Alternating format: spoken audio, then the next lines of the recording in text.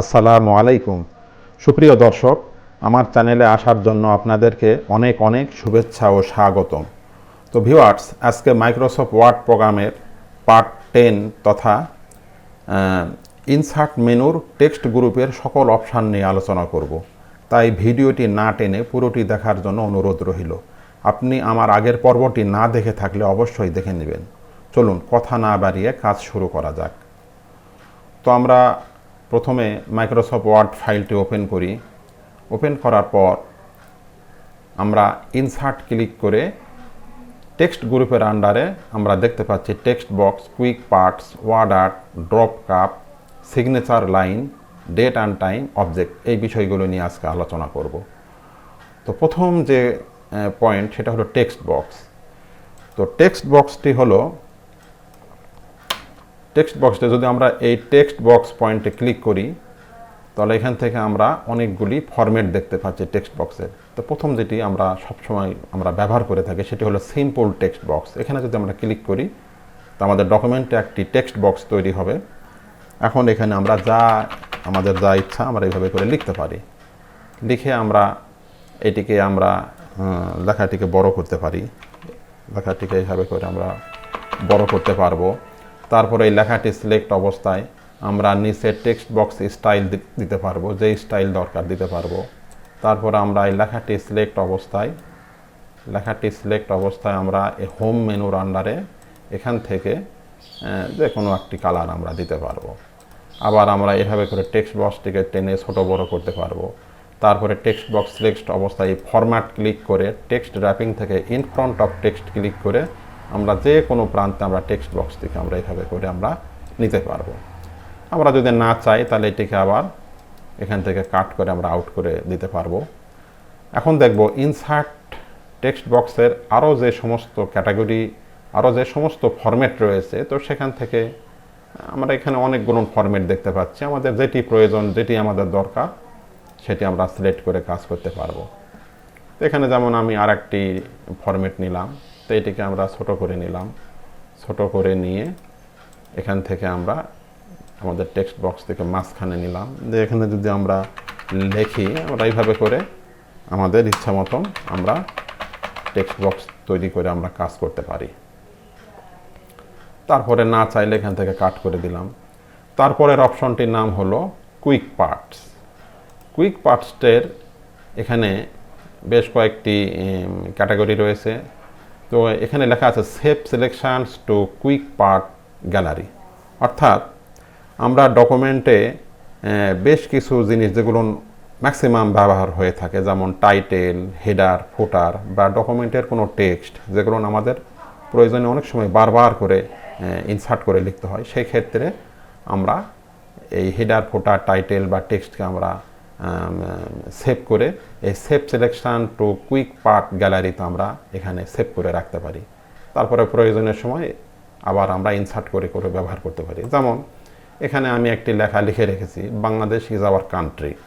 এই লেখাটিকে আমরা সিলেক্ট করে যদি কুইক পার্টস অংশে ক্লিক করে save selection to quick part gallery এখানে ক্লিক করি, করে যা ছিল তাই থাকবে। এখানে ডেসক্রিপশন অংশে যদি আমরা কিছু একটা লিখে রাখি, যেমন এটি আমার ছিল বাংলাদেশ ইজ আওয়ার কান্ট্রি, শুধু লিখে রাখলাম বাংলাদেশ,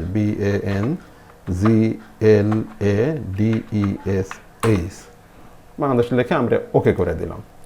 তাহলে আমাদের এই লেখাটি এই অংশে কুইক পার্টস অংশে সেভ হয়ে গেল। এখন যদি আমরা অন্য একটা ব্ল্যাঙ্ক ডকুমেন্ট যদি নেই বা এভাবে করেও আমরা ইন্টারসেপেও আমরা অন্য একটি ব্ল্যাঙ্ক ডকুমেন্ট নিতে পারি। তো ব্ল্যাঙ্ক ডকুমেন্ট নিয়ে এখানে ক্লিক করার পর আমরা কুইক পার্টস অংশে ক্লিক করে যদি আমরা এখানে একটা ক্লিক করি তাহলে আমাদের এরকম আমাদের সেভ করা লেখা ইনসার্ট হয়ে যাবে। এভাবে করে আমাদের যতগুলি লেখা দরকার আমরা এভাবে করে আমরা নিতে পারবো। না চাইলে এভাবে করে আমরা কেটে দিলাম। তারপরের অপশনটির নাম হলো ডকুমেন্ট প্রপার্টি। এখন আমরা দেখব ডকুমেন্ট প্রপার্টি। তো document property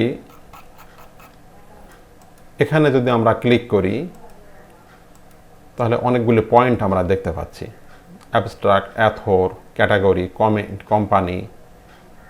company, email, subject, title, আমাদের যতগুলো পয়েন্ট আমরা এখান থেকে দরকার আমরা এখান থেকে নিতে পারি। যেমন এখান থেকে টাইটেলে ক্লিক করে এখানে আমাদের টাইটেলের নাম দিলাম সাপোজ নিউজ, NEWS নিউজ।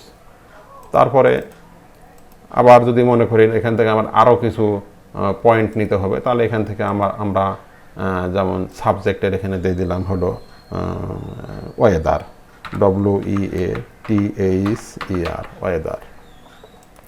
তারপরে যদি মনে করি যে এখান থেকে আমাদের আর একটি পয়েন্ট নিব কোম্পানি ইমেল, তাহলে এখানে আমি আমার ইমেলটি দিতে পারি SHAPON SHAPON@gmail.com।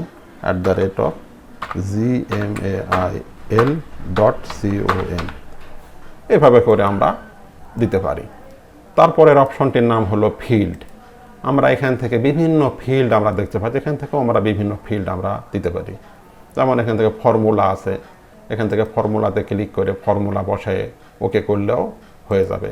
বা এখান থেকে ফিল্ড থেকে যেমন এখান থেকে বারকোড আছে, বাইবিলিওগ্রাফি, এগুলো যেটি আমাদের দরকার আমরা এখান থেকে ওকে করে ব্যবহার করতে পারি। তারপরের অপশনটির নাম হলো বিল্ডিং ব্লকস অর্গানাইজার। এখানে বিল্ডিং ব্লকসের বিভিন্ন নাম রয়েছে এবং ক্যাটাগরি রয়েছে অনেকগুলো। যেমন এখান থেকে আমি একটা টাইটেলস, এখানে যদি ক্লিক করে আমরা যদি ইনসার্ট করি তো এখান থেকেও আমরা তৈরি করতে পারি। এখানে যেমন বলতে টাইপ দ্য কোম্পানি নেম, এখানে আপনার কোম্পানির নাম আপনি কিছু একটা এখানে লিখে দিলেন, কোম্পানি নাম, নিউজ, ওয়েদার, এরকম যা দরকার আপনারা এভাবে করে তৈরি করতে পারবেন। আচ্ছা, আমরা যদি না চাই তাহলে Ctrl+Z দিয়ে আমরা ব্যাকে চলে আসলাম, দরকার নেই। তারপরের অপশনটির নাম, এটি মূলত অনলাইন অপশান, অ্যাডভান্স লেভেলের কাজ। তারপরের অপশনটির নাম হলো ওয়ার্ড আর্ট। এখন আমরা দেখব ওয়ার্ড আর্ট।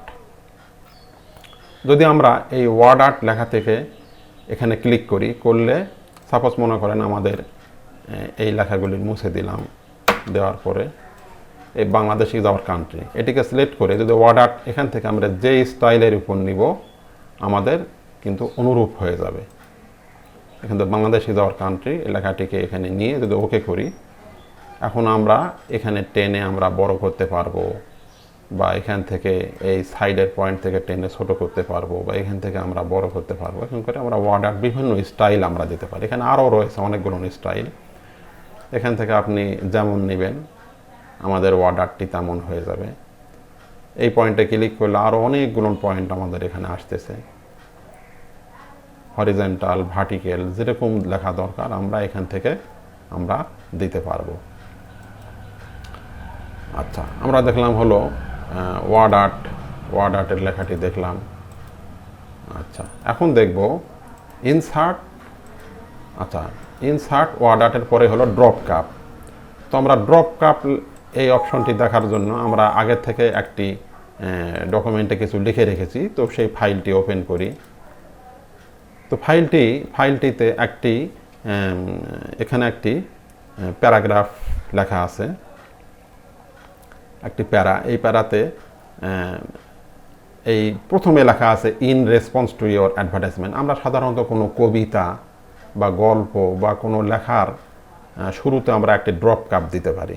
আমরা অনেক সময় আমরা দেখে থাকবো যে পুরো লেখা একরকম, লেখার শুরুতে বড় অক্ষরে একটি অক্ষর থাকে, সেটি হলো ড্রপ কাপ।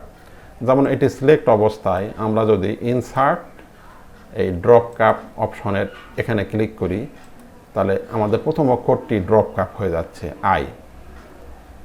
আবার এখান থেকে আমরা যদি ইন মার্জিন দেই, মানে মার্জিনের বাইরে চলে আসবে ড্রপ কাপটি। আবার যদি আমরা ইনসার্ট থেকে ড্রপ কাপ থেকে যদি নান দেই তাহলে এটি নান হয়ে যাবে। এটি হলো মূলত ড্রপ কাপের কাজ। এখন আমরা দেখব সিগনেচার লাইন। যদি আমরা সিগনেচার লাইনে ক্লিক করে ওকে করি, ওকে করলে এখান থেকে আমাদের একটি উইন্ডো ওপেন হবে। এখানে বলতেছে সাজেস্টেড সিগনেচার। এখান থেকে আমরা আমাদের একটা সিগনেচার যদি দিয়ে দিই, যেমন আমার নাম স্বপন, SHAPON, আমার নাম দিলাম। সাজেস্টেড সিগনেচার টাইটেল, যে সিগনেচার দিয়েছে তার টাইটেল কি, পদবী কি, সাপোজ এখান থেকে টিচার, TEACHER, টিচার দিলাম। তারপরে এখানকার তার হচ্ছে ইমেল অ্যাড্রেস, যেমন আমার ইমেল অ্যাড্রেস দিলাম SHAPON @gmail.com দিয়ে যদি আমরা ওকে করি তাহলে এখানে আমার একটা সিগনেচার লাইন তৈরি হলো। তো তারপরের অপশনটির নাম হলো ডেট অ্যান্ড টাইম। আমরা ডেট অ্যান্ড টাইম এখানে এসে যদি আমরা আপডেট অটোমেটিক্যালি এটিতে যদি আমরা ক্লিক করে দেই, করার পরে এখান থেকে অনেকগুলো ফরম্যাট আমরা দেখতে পাচ্ছি। আমাদের যে ফরম্যাটটি দরকার আমরা সেটি যদি সিলেক্ট করে ওকে করি তাহলে বর্তমানের ডেট অনুযায়ী কিন্তু এখানে একটি তারিখ শো করবে এবং সময় শো করবে। এটি হলো ডেট অ্যান্ড টাইম।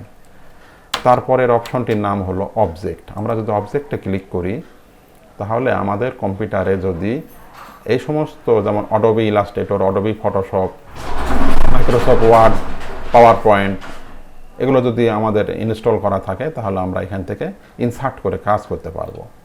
যেমন আমার এখানে যেমন আছে অ্যাডোবি ফটোশপ ইমেজ, এটিকে আমরা যদি সিলেক্ট করে ওকে করি তাহলে আমাদের ফটোশপটি ওপেন হবে। আমরা দেখতে পাচ্ছি আমাদের ফটোশপটি ওপেন হলো। এখন যদি আমরা এখান থেকে ফাইল ক্লিক করে ওপেন ক্লিক করি, করার পর এখান থেকে আমার একটা জেপিজি একটা ইমেজকে ওপেন করি তাহলে এখানে চলে আসবে। এইভাবে করে এখানে আমরা কাজ করেও আমরা এটিকে নিয়ে আমরা ব্যবহার করতে পারি। না চাইলে আমরা এখান থেকে ক্রস করে দিলাম। তো ভিউয়ার্স, আজকের মতো এই পর্যন্তই। সকলকে এতক্ষণ কষ্ট করে ধৈর্য ধরে ভিডিওটি দেখার জন্য অনেক ধন্যবাদ।